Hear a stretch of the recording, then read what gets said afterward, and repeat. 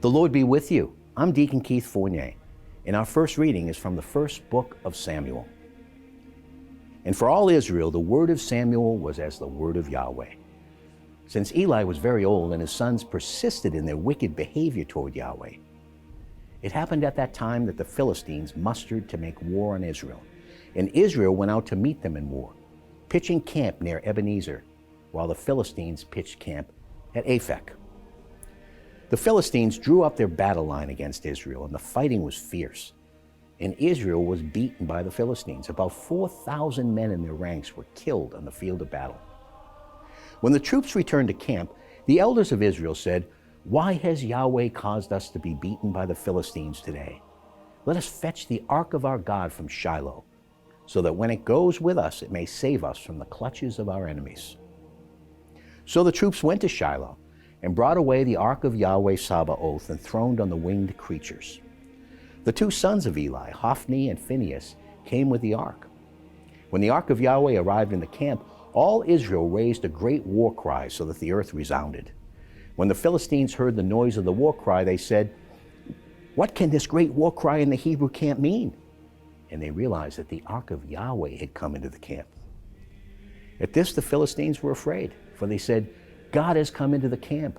Disaster," they said. "For nothing like this has ever happened before. Disaster!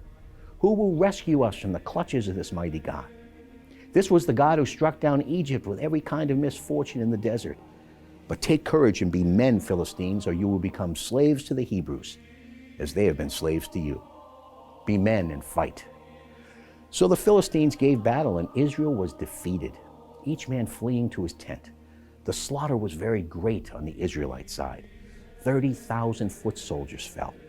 The ark of God was captured too, and Hophni and Phinehas, the two sons of Eli, died. And our response? From Psalm 44. You leave us to fall back before the enemy. Those who hate us plunder us at will.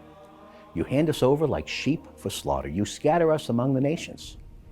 You make us a byword among nations. Other peoples shake their heads over us.